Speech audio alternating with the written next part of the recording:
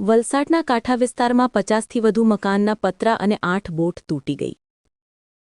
વલસાડમાં મોડી રાત્રે અચાનક આવેલા વાવાઝોડાને પગલે ભારે તારાજી સર્જાઈ છે, જેમાં ખાસ કરીને વલસાડના કાંઠા વિસ્તારમાં આવેલા સુરવાડા, માંગેલવાડ, સેગવી, મોટા સુરવાડા સહિતના ગામોને ભારે નુકસાન થયું છે. જેમાં નાનસુરવાડા માંગેલવાડમાં અંદાજે 40થી વધુ મકાનોના પતરા તૂટી પડ્યા છે અને કેટલીક જગ્યાએ વૃક્ષ ધરાશય થઈને મકાન પર પડી જવાની ઘટનાઓ પણ બનવા પામી છે. ત્યારે આ બનાવની જાણ સુરવાડા ગામના સરપંચ તુલસીભાઈને થતાં તેમણે તાલુકા પંચાયતના સભ્ય ભાવેશભાઈ પટેલ અને સેગવી ગામના સરપંચ મુકુંદભાઈ પટેલ સાથે મોડી રાતથી જ લોકોની મુલાકાત લીધી હતી. આ સાથે માછીમારીનો વ્યવસાય કરતા માછીમારોની દરિયા કિનારે લાંગરેલા 8 જેટલી બોટ ભારે પવનને કારણે અથડાઈને 2 ટુકડા થઈ જવાથી માછીમારો પાસે હવે રહેવા અને વ્યવસાય કરવા માટેની કોઈ સુવિધા બચી નથી અને કેટલીક બોટ દરિયાને વહેણમાં ખેંચાઈ ગઈ હોવાથી માછીમારોને ભારે નુકસાન થયું છે. આ સાથે સેગવી ગામમાં પણ ઝાડ તૂટી પડવાથી વીજ થાંભલા જમીનદોસ્ત થઈ ગયા છે અને સેગવી ગામમાં પણ આશરે 30થી 40 જેટલા મકાનોના પતરા તૂટી ગયા હોવાની માહિતી સરપંચે આપી હતી. હાલ તો આ વાવાઝોડાને લઈને થયેલા નુકસાનનું સર્વે તલાટી અને અધિકારીઓએ શરૂ કરી દીધું છે.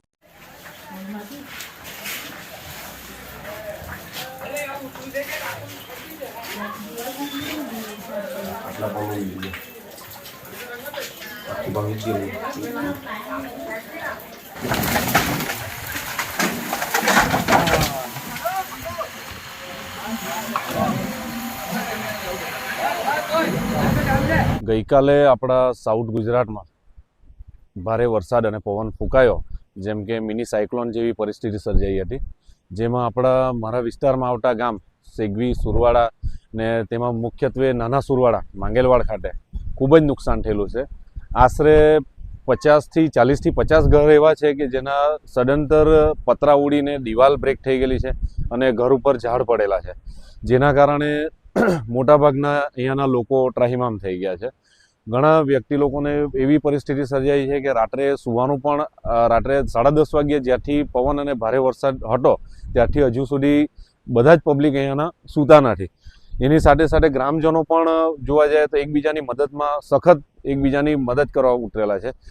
અમારા તુલસીભાઈ છે જે આપણા ગામના સરપંચશ્રી છે, અજયભાઈ છે ડેપ્યુટી સરપંચ, તેમજ ગામના લોકો પણ દરેક જણને એકબીજાની મદદ કરી આ પરિસ્થિતિનું નિવારણ લાવવાની કોશિશ કરી. એ સાથે સાથે અમારા તાલુકા પંચાયતના બેનશ્રી તલાટી દીપ્તિબેન એ પણ સતત રાત્રે 1:30 વાગ્યા સુધી આ ગ્રામજનોના સથવારે ઊભી રહીને એમની જે પણ જરૂરિયાત હોય કે એમના જે પણ ઘરનું સર્વે કરવાનું હોય કે ક્યાં ક્યાં નુકસાન થયેલું છે એનું એક નિરીક્ષણ કર્યું હતું. હમણાં પણ જેઓ બેનશ્રી ચાલુ જ છે એમનું નિરીક્ષણ કરવાનું, અને સરકારશ્રીને પણ આપણે એ વિનંતી કરીશું કે આનું જે પણ છે ને તે આપણને ભરપાઈ કરે જે પણ ખર્ચ. અને બીજું કે દરિયાની એ લોકો મોટાભાગના લોકોનો એનો વ્યવસાય માછીમારીનો છે, તો એ લોકોની માછીમારીના બોટ પણ એ લોકોની 8થી 10 બોટને નુકસાન થયેલું છે, જેમાં જોવા જઈએ તો ટુકડા જ થઈ ગયેલા છે, નષ્ટ જ થઈ ગયેલી છે, જેના કારણે એ લોકોનું આપણે રોજીરોટી પણ છીનવાઈ ગઈ એમ કહેવાય. ગઈકાલે રાત્રે અચાનક જ ગાજવીજ સાથે વરસાદ ચાલુ થઈ ગયો અને એની સાથે જોરદાર વાવાઝોડું આવી ગયું. આ વાવાઝોડું એટલું ખતરનાક હતું કે કોઈને કંઈ સમજવાનો ચાન્સ જ નહીં મળ્યો. આવું વાવાઝોડું તો ટોકતે અને નિસર્ગ વાવાઝોડું પણ નહીં હતું. આ વાવાઝોડુંના લીધે ખૂબ જ નુકસાન થયું છે. અમારા સેગવી, સુરવાડા, તિથલ, મગોડુંગરી આજુબાજુના કાંઠા વિસ્તારના ગામોમાં એટલું નુકસાન થયું છે કે લોકોના ઘરના પતરા પણ ઉડી ગયા છે અને ઘરમાં પાણી આજે પણ છે, હમણાં પણ છે. રાત્રે અમે ગયેલા હતા સેગવી અને સુરવાડા ગામમાં બધા વિઝિટ કરવા માટે, તો જોયું પણ ખૂબ જ નુકસાન થયેલું છે અને તલાટી મેડમ જોડે અમે ઘરે ઘરે ફર્યા પણ છે. સાહેબ જોડે વાત થઈ મારી સવારે, ટીમ બનાવી અને સર્વેનું કામગીરી ચાલુ કરીએ છીએ એમ કહ્યું છે. સેગવીમાં મુખ્ય રસ્તા ઉપર ઝાડુ પડેલા છે. ઝાડુ પડવાના લીધે જેબીની લાઈન તૂટેલી છે અને લાઇટ બંધ છે અને ઘર ઉપર પણ ઝાડ પડેલા છે અને થાંભલાના લીધે ખૂબ નુકસાન થયું છે.